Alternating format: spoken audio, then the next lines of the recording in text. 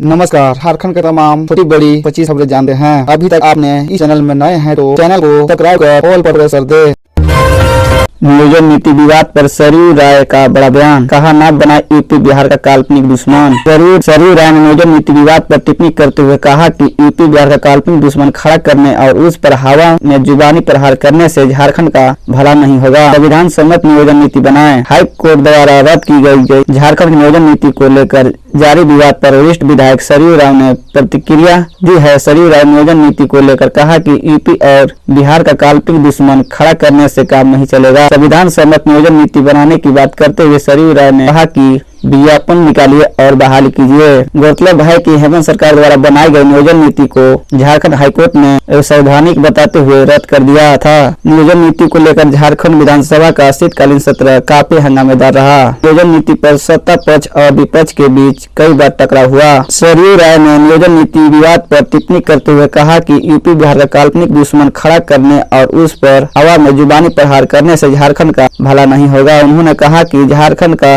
भला होगा संविधान सम्मत नियोजन नीति बनाने से, ताकि विज्ञापन निकले और बहाली हो। अभी तक हुई बहाली में कौन झारखंड का नहीं है, यह भी बताइए।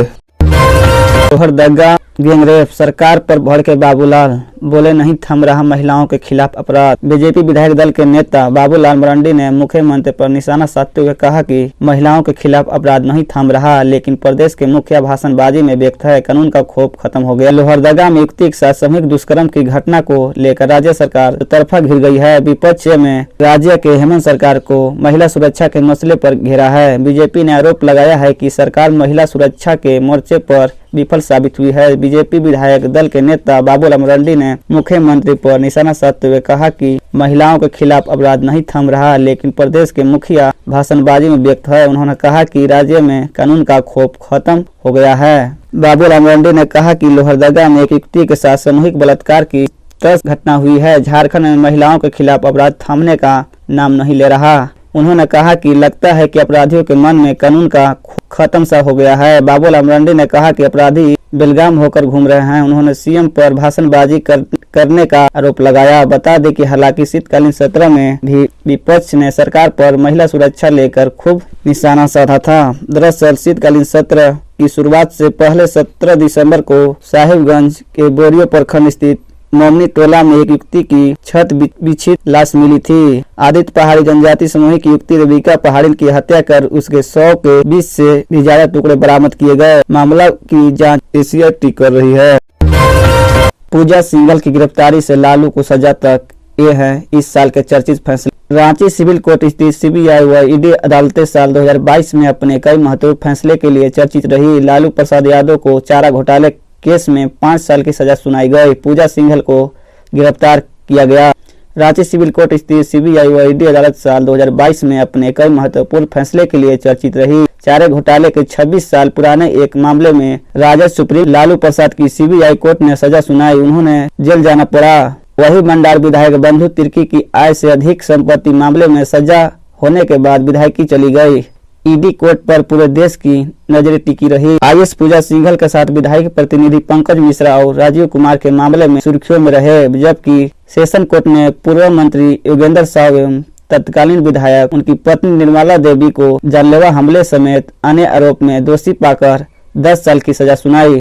कोविड के बाद फरवरी से कोर्ट में सुनवाई सामान्य हुई। इस साल राज्य में गैर कानूनी गतिविधियों के आरोप में एनआईए ने 4 केस दर्ज किया। इसमें नक्सली बलराम उरांव समेत कई नक्सली को गिरफ्तार कर जेल भेज दिया गया। हालांकि इस साल भी एनआईए से जुड़े एक भी मामले में फैसला नहीं आ सका। प्रसव पीड़ा में तड़पती किशोरी अकेले पहुंची हॉस्पिटल। 14 साल की उम्र में बनी मां। थाना क्षेत्र केसलपुर के डोगा पानी गांव में एक किशोरी के मां बनने की घटना प्रकाश में आई है। बताया गया है कि किशोरी शनिवार की रात अकेले सदर अस्पताल पहुंची और प्रसव पीड़ा होने की जानकारी नर्सों को दी। थाना क्षेत्र के केसलपुर डोगा पानी गाँव में एक किशोरी के मां बनने की घटना प्रकाश में आई है। बताया गया है कि किशोरी शनिवार की रात अकेले सदर अस्पताल पहुंची और प्रसव पीड़ा होने की जानकारी नर्सों को दी। इसके बाद अस्पताल की नर्स ने किशोरी को तुरंत भर्ती किया। रविवार की सुबह किशोरी ने एक बच्चे को जन्म दिया।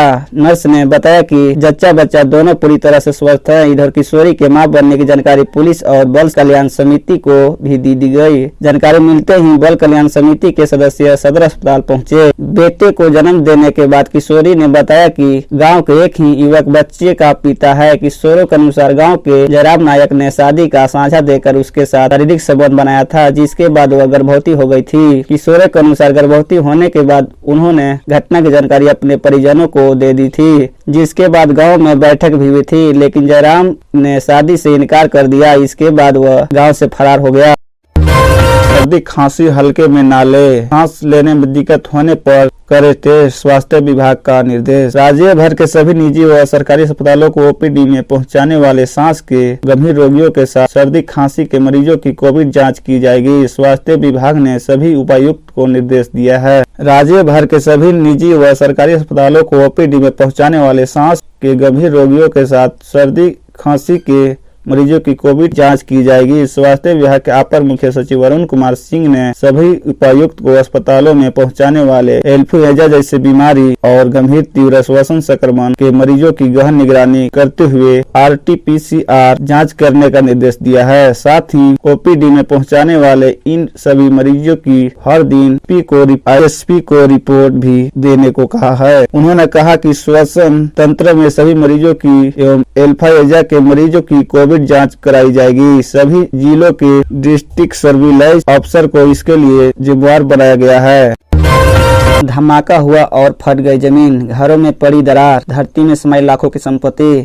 BCCL तिजुआ क्षेत्र के मोदी कोलवारी अंतर्गत 22-12 बस्ती में तेतुल मुंडी बस्ती में पुनः दरार व गोफे बनने से ग्रामीण में दहशत व्याप्त हो गया। धरती फटने से बनी दरार में एक बाइक समा गई। BCCL तिजुआ क्षेत्र के मोदी कोलवारी अंतर्गत 22-12 बस्ती व तेतुल मुंडी बस्ती में पुनः दरार व गोफा बनने से ग्रामीणों में दहशत व्याप्त हो गया। बीते रात पुनः जोरदार आवाज के साथ गोफ बनकर कई घरों में दरार पड़ गई। इस बार बने गोफे में संवेदक वाजिद अंसारी के घर के गैराज क्षतिग्रस्त हो गया। गैराज का एक बड़ा हिस्सा जमीन में समा गया, जिसमें रखे एक पुराना बाइक, बिजली मरम्मत की टूल किट, सेफ्टी बेल्ट सहित अन्य सामान जमीन दोज हो गया। वाजिद की माने तो इस गोफ में 2 से 2.5 लाख की संपत्ति जमीन में समा गई। वही बगल के रहने वाले व्यवसायी इसियाक अंसारी के घर में दरार पड़ गई, दीवारें फट गई। भोगी वाजिद ने मामले की लिखित शिकायत जोगता थाने में दी है।